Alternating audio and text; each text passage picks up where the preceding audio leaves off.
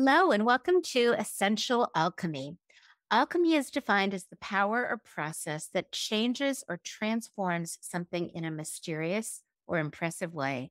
My hope is that the information in this podcast can help you transform your mood, your energy, physical health, or even connect some dots to help you shift your mental or emotional state.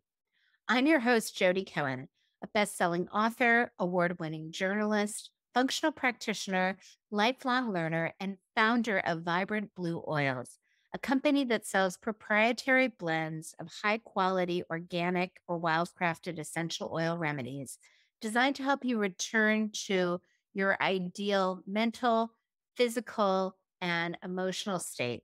You can find out more about me and my company at vibrantblueoils.com. And with that, let's get started with today's episode. Hey, I'm Jodi Cohn, your host, and I'm super excited to introduce you to two of my absolute favorite people, my friends Chad and Andrew. So, Dr. Chad Woolner has been studying functional medicine strategies ever since his wife was diagnosed with major health issues and struggled with severe health difficulties. In helping his wife, Dr. Woolner developed a unique approach to helping not like thousands of people across the US. And he runs an integrated practice in Meridian, Idaho, and has done postgraduate studies in functional medicine and advanced clinical nutrition. Dr. Andrew Wells grew up watching his entire family struggle with chronic health issues. Growing up, he thought it was normal to always have health issues, to have multiple doctors and specialists, and to constantly be on some type of medication. It wasn't until he started living on his own and exploring the world that he realized being sick and unhealthy isn't normal. He started to learn that health was much more than just than just avoiding sickness. And he's launched dozens of integrated clinics around the country and has helped thousands of patients reverse chronic disease by getting to the root cause instead of just masking the symptoms. Sorry. He has a passion for teaching other doctors how to help their patients get healthy without drugs and surgery. And he lives with his family in Asheville, North Carolina. And you guys are both dads. How old are your kids? 5 and 7, two boys. Two boys. And then I've got a 16-year-old boy, a 14-year-old girl, and a soon-to-be 12-year-old girl. Oh my goodness, you're in it. Well, yeah. I know that my community, a lot of us are parents, and a lot of us, it feels helpful to connect with other parents. You bet. So I'm so excited to talk to you guys today because you've developed the best at-home practice protocol that I've ever seen. You know, we talk a lot about how everyone knows they should exercise. Everyone knows that they should get to bed in a reasonable hour. Everyone knows to drink water. It's just actually doing it and executing it. And that's where people kind of bump into themselves. So I'd love it if you could kind of share how you started your at-home protocol, how you think about it, and how you communicate that with people. Yeah, if you don't mind, Chad, I can start off here. Go for it. This was really a solution that came out of a problem. And I noticed that early on in practice, I would sit down with patients with really good intentions. And I would talk about, like, here's what to eat, and here's how you should eat it. And here's how to plan your meals throughout the week. And, oh, by the way, you need to exercise. And here's an exercise program that will fit exactly your needs. And what I noticed over time was that I was just like banging my head against the wall because I would have maybe 10% of our patients that would actually take the information that I was giving them. These are one-on-one conversations, by the way, and they would actually do that. They would follow my recommendations. We would have 10% of our patients who would just tell me at the end of these consultations, like, yeah, that sounds good, Dr. Wells, but I'm not doing any of that you told me. I'm not going to do it. I'm like, okay. And then 80% of our patients would do some of it, but not all of it. And they would kind of drop off. They would get excited for a couple of weeks and then they would just completely drop off. And so I noticed that most people now in the information age, they already know what to do. It's not a lack of information. Everybody knows they should eat more vegetables and less processed food. Everybody knows that should move their body. Everybody knows they should get, 7, 8, 9 hours of sleep per night. But for some reason, we don't do it. And there's lots of excuses, right? We have kids, we have families, we run businesses. There are endless amounts of excuses and distractions that keep us from taking care of our bodies and our mind and our spirit the way we know we should do it. And so a lot of what we came up with over the years was, number one, completely out of frustration and very much wanting to help our patients and clients and just, running into this wall. So we really put a lot of intention and effort into personal development in a way that is approachable to people, approachable to patients. And so Chad actually used this. He took a sort of a negative term, which he calls the Trojan horse, and put a positive spin on it. So you all know the story of the Trojan horse, where they use this horse to invade another city with really sneaky tactics. And we realized that you could actually use the Trojan horse approach to convincing people to actually follow through and do the things that we're wanting them to do. And there are lots of different ways to do that.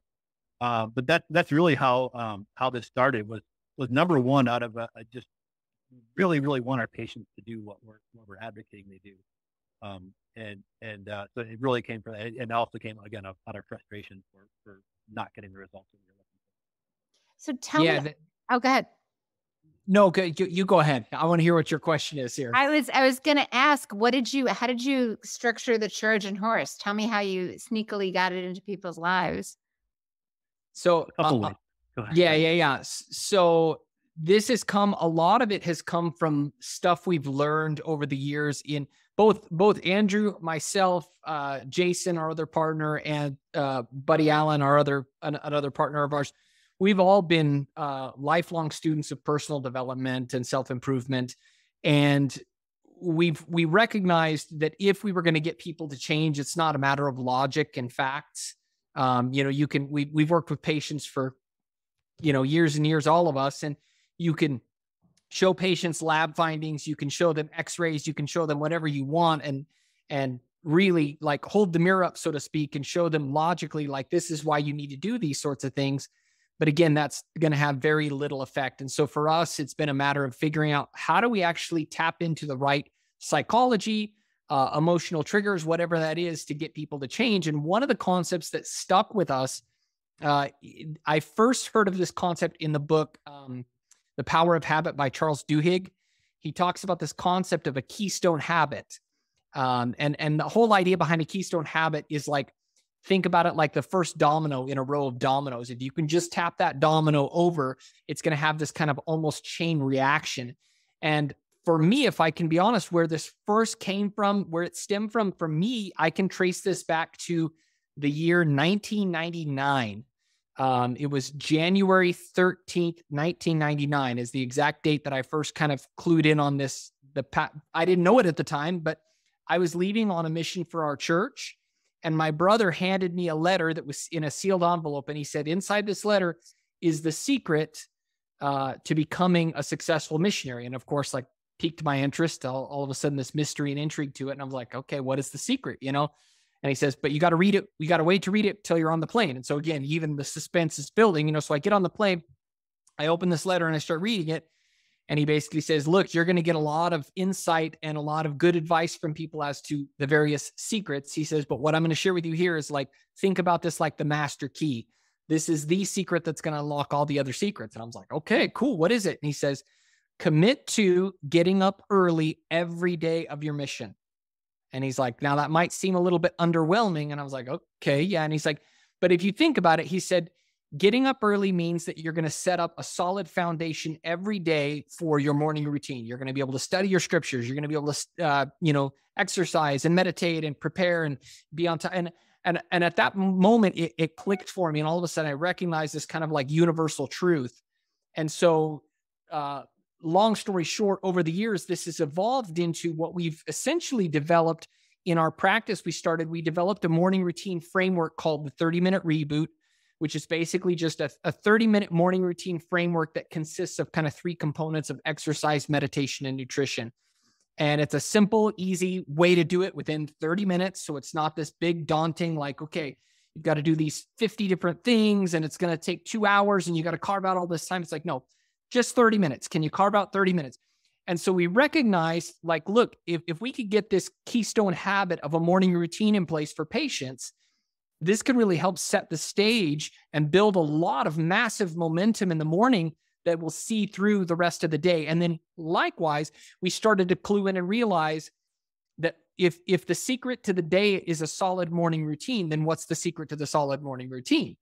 Well, the secret to the solid morning routine is the nightly routine leading up to it, right? Because if you don't have a good solid nightly routine in place, it's going to really make it a lot more challenging for patients to stick to a morning routine. And so for us, the proverbial Trojan horse is, look, rather than us tell you that you've got to exercise and you've got to meditate and you've got to do body work and you've got to walk and you've got to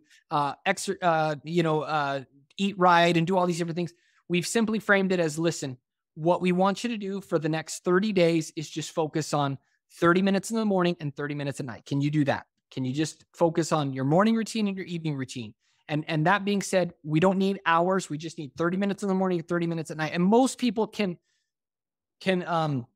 grasp that intellectually, conceptually, like that makes sense. It's simple and easy. Yeah, I can do that. And so what we've seen is compliance is way, way high because it's very concrete. It's not abstract. It's not like there's like some exercise stuff and there's like some nutritional stuff and don't eat this and don't eat that. And there's, all these different pieces of a puzzle. Whereas again, we've made it very concrete in terms of time, in terms of the framework, and so it's far more digestible. It's far easier for people to get a hold of. And this idea of it being finite, 30 days, just do it for 30 days and see what happens.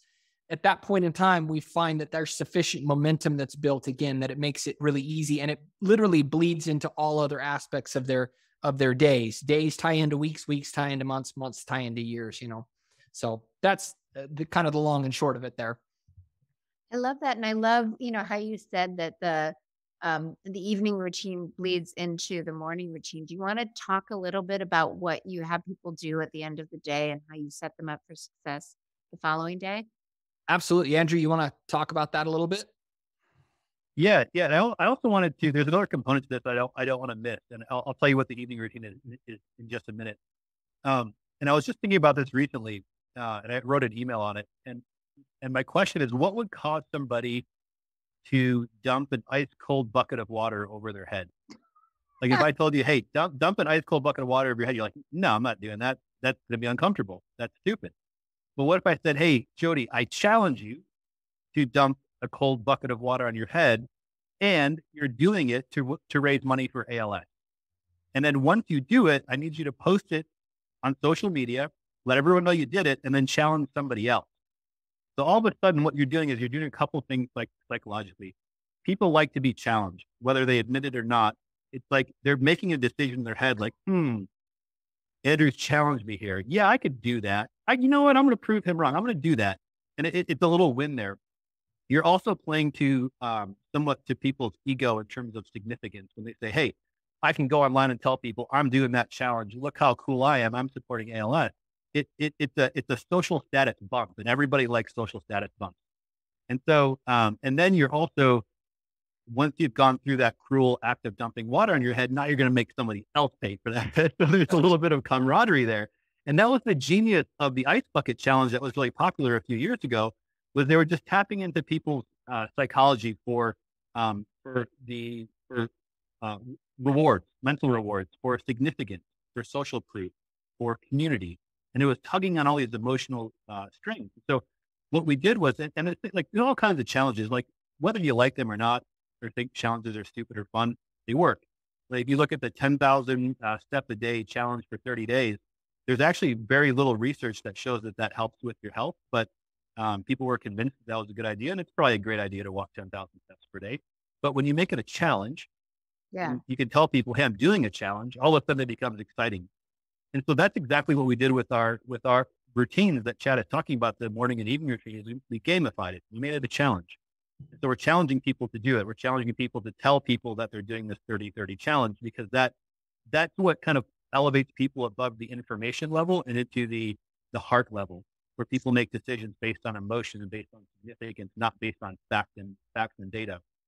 And so the other cool thing, and Chad alluded to this, and we make it doable. We make it challenging. We make it doable. So, for example, in the evening routine, we have what's called the Zen 10. So the Zen 10 is laying on an acupressure. Induction 10. Induction 10. Sorry. Induction 10. So yeah, maybe I didn't do my morning routine properly and forget. So the induction 10 is, so we have our clients and patients lay on an acupressure mat. It's a really simple device. You can get it anywhere. And we have them use some really simple breath work. And they can use, we use a device called Heart Math, which can guide them through like a breath work and meditation session if they're not used to that. Some people can just pick it up and do it, but it's really, really simple. Even for somebody who's never done meditation and breath work, they can figure it out. I mean, my 7-year-old son can do it. So it's a very easy ask. It's just carving out the time to do it. This would be a great time to use essential oils, right? So you're trying to relax. You're trying to get your body and your mind into a state of relaxation for sleep. That's an easy ask. Like put some essential oil behind your ear. So we have the induction 10. We have the reflecting 5, which is 5 minutes of journaling before you go to bed. So our minds oftentimes need to dump whatever we went through during the day, good, bad, ugly, whatever. It's just 5 minutes to reflect on the day of what we're grateful for, what we're looking forward to the next tomorrow, what we achieved that day, what we didn't achieve that day, what our failures were, what our fears are. And it's something that it's private, you can keep to yourself, but it allows you to kind of empty your brain at the end of the night so that you're in a better position to get better sleep. It's old school things. Like sometimes people look at journaling like something that like a 14-year-old girl might do, but the research is very solid in terms of research, in terms of mental health and physical health, of just doing this really simple, very fundamental, very old school technique to get better sleep and prepare for tomorrow. And then the last thing, what am I missing, Chad? There's one more step. Shifting 15. Shifting 15. Do you want to cover that one? Yeah. So one of the things that we recommend for them is using, if they want to, and we make sure that with these routines, they're set up as a framework so that they're not rigid. It's not this rigid checklist that you have to do these things, but rather this is a framework that you can follow that, again, will provide a sufficient degree of clarity and concreteness, if that's a word, so that it's not vague and it's not abstract, but rather there's a 5-minute journaling process. There's a 10-minute process of inducing relaxation, right? The reflecting 5, the induction 10, and then the shifting 15 is a technique to shift brain waves from an active state to a slower state as well, which already the induction 10 is going to help with that inherently already. But then the 15, what we use is something known as binaural beats. And so binaural beats is 2 different frequencies that are slightly askew from one another. This is like the oversimplified way of putting it, that together the brain kind of harmonizes and takes these 2 together and meets it in between and typically shifts it. And the whole idea is we use that to get the brain to a delta state, which is optimal state, prepped and ready for sleep. And so we just tell our patients, our clients, whoever, put on some headphones, use the binaural beats, lay down, relax, again, slow down your breathing, and in terms of that, just a nice, slow, steady exhale along with that. That helps to shift the brain and prep it for sleep. And now with that kind of all set up in place, what it does is it really, and we obviously talk about environmental factors as well, keeping the room dark, a lot of those things that are fairly obvious, but sometimes people just need reminders on. And really what it does is it helps set the stage for the best possible outcome for you in terms of stacking the odds in your favor of getting a really good, solid, restful sleep in preparation for that morning routine, morning time wise. So. No, I love that. You gave me that book, Automatic Habits. Atomic. Yeah. Atomic Habits, which I thought was so brilliant because I really, that's one of the things that, one of the reasons I created oil blends, because I felt like this is kind of low-hanging fruit. It's an easy way for people to win. Yeah. And if they're, not going to bed at a reasonable hour, oils won't fix that. If they're allergic to certain foods and they're eating them anyway, oils won't fix that. Yeah. If they aren't moving their body, oils can't fix that. So I love giving, other strategies to help them to succeed in the areas that they want to succeed and they're not sure why they're stuck. Yeah. Yeah, that's huge, and that whole idea of giving people quick wins. We live in a day and age, like it or not, we can fight against it all we want, but we live in a day and age where people are so accustomed to instant gratification. We're just, our attention span is at an all-time low. People really have a difficult time with this concept of delayed gratification. And we can certainly, again, we can fight against that and kind of, because I see this with some practitioners, bless their hearts. Like, I understand it. They have very rigid and strict standards. You know what I mean? If you're going to be my patient, you have to meet these criteria here. And if you can't meet these criteria, then you can't be a patient of mine and we can't help you. And I think there's a time and a place for that. I get that. That in some instances makes sense.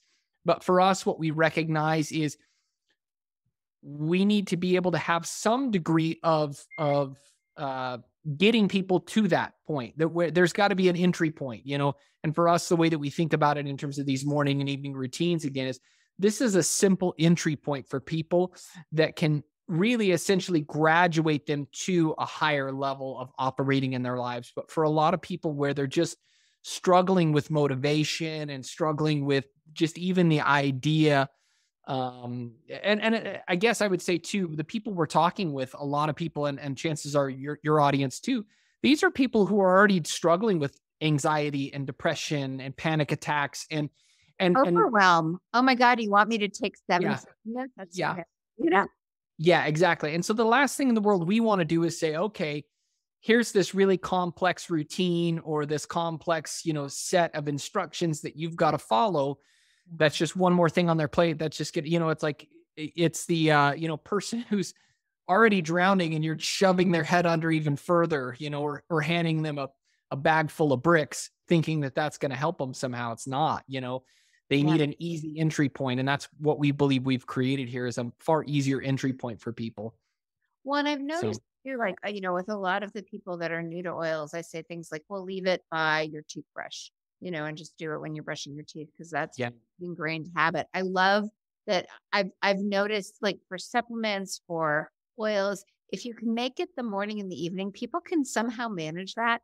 Yes. If you have kids and you have dogs, you know, you can do it before they wake up or need to be walked, and, you know, after they've gone to bed. It gives you more cushion to have time that you have, you know, are committing to yourself then. Yeah. What's interesting is, and I don't know if these two authors have connected, maybe they have, but I almost feel like it's a sequel to Atomic Habits. As I started reading this book by Dr. Ben Hardy called Willpower Doesn't Work. And he really shines a light on different aspects of what's already been covered in Atomic Habits, but in a different angle and a different light. I would highly recommend anybody read that. But one of the things that he talks about in Atomic Habits, James Clear talks about this whole idea of what you're talking about is lowering or reducing activation energy, right? So something simple, and I've done this myself, right, is something simple that makes it more likely that I'm going to get up and work out in the mornings or run in the mornings is have your shoes by the door with your socks ready to go, so that, you know, it makes it just that much easier. Or exactly like you said, if you're going to do your oils, put them next to your toothbrush. You know, you're going to be brushing your teeth. It's going to make it that much easier. Essentially, what you're doing is you're lowering the activation energy. But if we step back further and we look at it for what it really is, what it is it's this concept or this idea of environmental design. That's what's talked about in Willpower Doesn't Work. Is willpower doesn't work because it's all about your environment. Your environment will always trump your willpower, always. And so if we can design and set up proactively ahead of time our environment in such a way that we're set up for wins, it makes it a lot more likely that we're going to be able to be consistent with what we need to be, because it doesn't require nearly the same level of energy, you know, as before, if we didn't have an environment set up for succeeding in those respects, you know. No, I love that. It's funny. You know, my daughter, we're all parents, so, you know, we're all trying to teach our kids how to structure things. And she's going to leave for college in the fall. So I'm like, you know, trying to teach her things. Like I have a place where I always leave my keys. I have like my binders, my Cellcore binders, and my oils by my bedside. So I never have to look for certain things because I know where they are. So it just sets me up for success. Yeah. Yeah, absolutely. Yeah, it's huge. Setting up your environment for wins is absolutely huge. And that's, we're big proponents of that. And we really, you know, the habits that we teach are really, if you were to step back and look at them, they're environmental design habits is all they are. The morning, evening routine and everything in between that we teach really focus a lot on that. So I was reminded that we just had our, Go ahead, Jodi. No, I was going to say, we were in New York City this last weekend. It reminds me of that. Like, in general, people that live in Manhattan are a little bit fitter than the rest of the population. And one of the reasons for that is they walk a lot.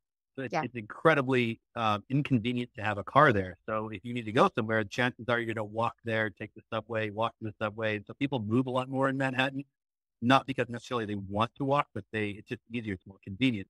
And so I would encourage anybody to encourage their followers, patients, clients, whoever they're trying to influence, is figure out what you can do to make it difficult to do the things that aren't benefiting you from a health standpoint. And you can artificially do that. You can intentionally do that. Not just like the great cues that you guys learned, but make it difficult for you to eat ice cream by not bringing it into the house, right? So my father-in-law just arrived yesterday from Iowa, and he brought a whole bunch of cookies for us to eat. And I'm going to be eating cookies because they're right there on the counter. I know I'm going to eat them. So one of the things that we decided as a family was, okay, if we're going to eat healthy, let's just not bring that stuff into the house. We know it's going to come once in a while, but we don't buy it at the grocery store. We just buy whatever's on our list. And so if we want to get ice cream, we have to get our keys, get in the car, go to the grocery store, buy it, come back. And it's like, was that worth it? Maybe. Sometimes we do stuff like that, but more times than not, we're just too tired to do those things, and it's just not an option. So that's just one You know what example. I do sometimes with exercise is I commit to meeting a friend in a class or meeting a friend for a walk, because then if I get up and I don't feel like it, I know I'm not going to let that other person down. So I get up anyway. Yeah. Yeah. Yeah. That's a huge part of it. The social aspect is also another really, really big part. One of the things that I'll just say too is when we talk about like exercise and especially with diet, one of the things that we teach as part of our overall curriculum that we teach is one of the grand truths with regard to nutrition and especially with diet is people misunderstand, like we'll talk about like weight loss, which is a big issue for a lot of people, right? People think that that weight loss is or poor eating choices is the primary driver behind that. And what we argue and what we teach is that that's a symptom of something far deeper. And for us, with so much of it, and we've already kind of danced around it a little bit here in this conversation, but the term that I first heard it used by Dr. Wayne Anderson. He's a really renowned cardiologist turned kind of functional medicine doctor, for lack of a better way of putting it. But he said that the core issue at hand is mental mismanagement. People don't know how to essentially manage mentally the things that they need to manage. And so we have all of these byproducts or symptoms of mental mismanagement. Obesity, the obesity epidemic is a simple symptom or sign, if you will, of mental mismanagement, right? People smoking, addictions of all types are forms of mental mismanagement. A lack of exercise is mental mismanagement, And so Netflix binge watching TV shows, mental mismanagement, And so for us, so much of what we've woven into this curriculum is really helping to effectively learn how to better manage mental states, So it's a huge part of what we're trying to accomplish here by teaching people is how to keep their life in such a way that they're operating at a high enough state to where they can proactively make better choices to environmental choices that will make it easier for them each and every day. We need a parenting version of this for like all the parents, right? To help their ADD kids. Right. No doubt. I'm curious. I wanted to get back to kind of originally compliance rates were below 10%. How has this kind of helped patients with their compliance? Yeah, it's been great. It's been a little bit hard for us to actually track that we're starting to compile some data behind that. So we actually have a good number. But we've noticed it's gone up. So we see that through our patients and clients opening up their app, using their tools, showing up to live coaching calls. They're more excited to do those things as well. So we've noticed an energy shift in that as well. So yeah, compliant, and overall, ultimately it just affects outcomes. So whatever your outcome is, if you're wanting to reverse the chronic disease, if you want to see a test, an objective finding on a test improve over a period of time, that's the stuff that we're seeing. And yeah, that's what I was gonna hit on that real quick, Andrew, is that, one of the cool things about our program is we have providers all across the country and in almost every state that are using these same protocols with their own patients. And it's really cool to not only hear the feedback from these providers, but then also see objective data in the form of pre and post lab testing. We do some pretty unique lab testing that allows us to really measure in an objective manner people's ability, or in these cases, lack thereof, to cope with and manage stress. And so we look at very specific biomarkers through that lens of how the body is coping with and dealing with overall stress in their life in all of its forms: emotional, physical, chemical, all those different stressors. And it's been really cool to see, because what we've been able to do is get live feedback from these docs each week. We do these clinical training calls for them. And so we hear, how are your patients doing? And they get these rave reports from their patients, and then to us, like, oh, it's amazing, we're hearing all these incredible success stories. But then when we look at pre and post testing as well, we can see objectively, we can see measurable differences, quantifiable differences in terms of improvement. And so that's been really rewarding for us to be able to see. It's been really, really cool. My dogs are home. My other well, yeah, no, I love it. I think mental mismanagement is kind of the missing link in the protocol. Oh, absolutely. Amazing. Yeah. Can you share how people can find out more about your work or work with you? Yeah, absolutely. So we have two different levels, if you will, or I don't know if that's the right way of avenues. We have one where we work with providers. That's if you go to simplifiedfunctionalmedicine.com, you can basically find out anything and everything you want to know about our program and our protocols from that standpoint. But if you're like a client, a person who's like, I'd love to be able to do this for myself, these same protocols, if you go to mindandbodyintegration.com, you can find out as a patient or as a client what that would look like, in terms of working with us. Anything else, Andrew? Yeah.